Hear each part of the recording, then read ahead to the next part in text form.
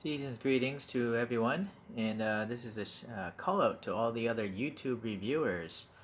As I've collected all my models, I've decided to create a list of models I would like to see next year or as soon as possible. I see there's a lot of gaps in this hobby of iconic vehicles, and so I'm gonna quickly just go over a few of them. I'm not gonna really talk about them. Really, they're just either iconic vehicles, either in technological prowess or just styling, or maybe they're just popular cars.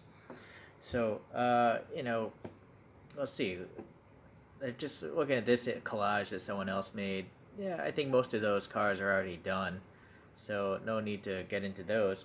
But on this next picture, we have British cars. There seems to be missing like some nice premium format, like MGBs, or the Sprite, or even this first Lotus Elan. So those would be nice to see. Some of the older Rolls Royces would be nice to see as well. Um, okay, so now I'm gonna get into my actual picks, and I'm gonna sort them in the way where it'd be most unlikely from a business standpoint, and then ultimately leading up to your printing your own money. That's what I think. So my first one that's a bit far off would be like the pre-war era cars. Before World War II. This is a Mercedes SSK we're looking at here. The big body on frame type of vehicles, Duesenbergs, Pierce Arrows, that kind of stuff. But this is something that I think only a resin company could tackle because there's so many intricate details on these types of cars. So again, it's very unlikely, but those fly-by-night resin companies, if you're only going to make 100 or 200 pieces of them, I think there's a market for it. I would buy one. Along the same lines would be the classic Bugattis. This is a Bugatti Atlantic. These cars that are considered the most expensive cars of all time. Those type of vehicles again would be nice. But again, I'm pretty sure they might have to be resin models because of the intricate detailing. All the little chrome bits, the door handles, and all that stuff would have to be photo etched metal pieces. Okay, this is a very unlikely one, but the BAC Mono. This thing just looks awesome. It's a single seat road car. So big fan of that. And very similar to it, but would be very difficult to make, would be the Ariel Atom. This is something again maybe a resin company could tackle. Probably not a mainstream company could do this. Okay, but one that maybe again would be a nice resin would be one of the Pikes Peak Suzuki hill climb cars. I went to the Pikes Peak hill climb once, and I'm pretty sure I saw this one actually drive by. I think I went in 2001 when I was living in Colorado. Yeah, this thing was awesome. And if you ever played Gran Turismo, the very earlier ones, this was the car to have. It was the fastest car in the game, and I played that thing for hundreds of hours. That game. Okay, now the Jaguars, the 1950s Jaguars. This is the XKSS, and very similar would be the D-Type.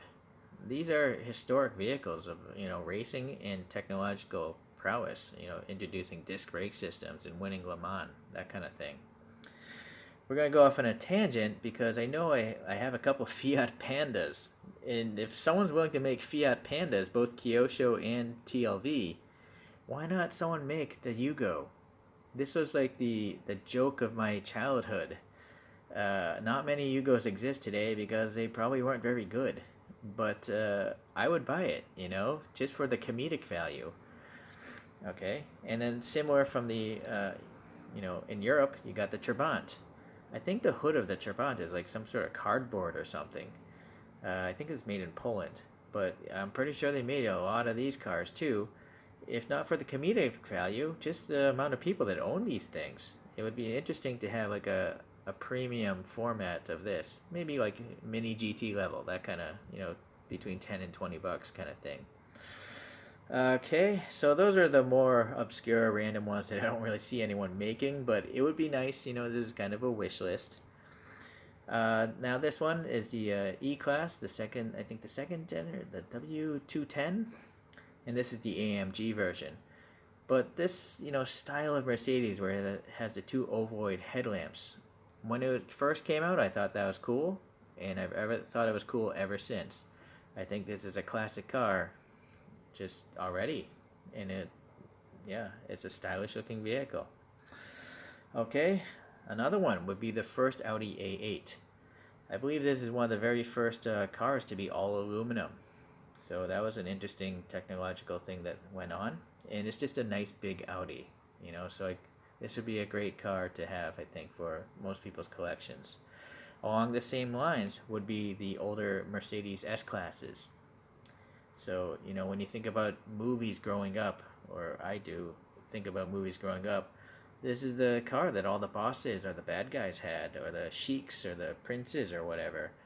And so I think it's a really regal looking vehicle. I know like Hot Wheels is tackling some of these more classic ones, but again, it'd be nice to have more premium ones. Now I know Kyosho made this, but old Kyoshos of this are very hard to find, and if you can find it, they're going to be expensive.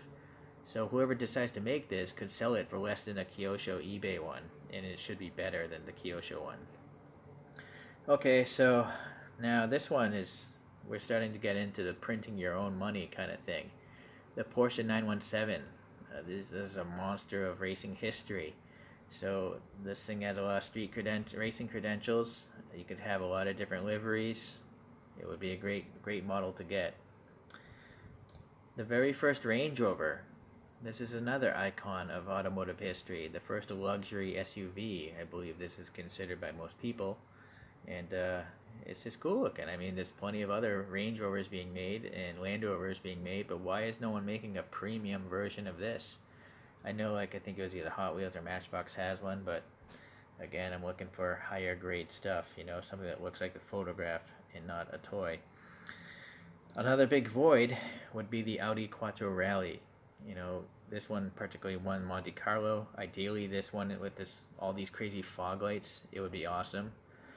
I'm not sure if CM's made this. They probably did, but that thing never comes up for sale. And if it ever did, it'd be over $100.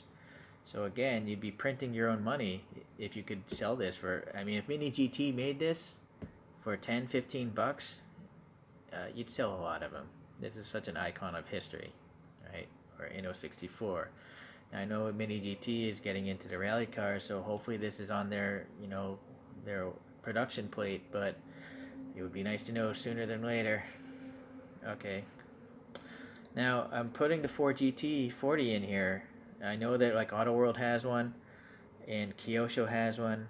I would say the Kyosho is better, but again, the thing's like 60 bucks and up all the time on eBay.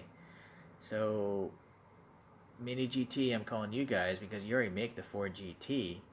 Please make the first generation Ford GT40s. You could have the Mark 1, the Mark 2, and the Mark 3 there, and maybe you could just add the snorkels in the rear or whatever it is, whatever it takes. I know you guys could do it well, so please do. Okay, so another one that's always very expensive on eBay. These things are floating around $200 on eBay all the time. These auto art Bugatti Veyrons. For me, I mean, I have the Dubai version of this model, but it would be nice to get a regular, road-colored version. So again, I kind of feel like Mini GT, you're already doing Bugattis. Hopefully you're going to get around to doing the first Veyron. This was a new chapter in automotive hypercar history. This is one of the early, if not the first hypercar, right? $1 million, 1,000 horsepower, the ludicrousness of these kind of vehicles these days. Alright, and then my last and final one, the Porsche 959. This is, one of the first supercars. And Kyosho has one, I have it. It's just not right. It's just, the rear wing just doesn't look right. So, I just kind of feel like there's no way that if someone made a premium version of this car that you wouldn't sell a lot of these. Even if it only came in red, silver, and black. Even if you sold only those three colors, you would sell thousands of pieces of this if you made a nice version of it. So that is my wish list of what I would love to see coming down the pipeline for next year. And so this is my challenge for all you other reviewers.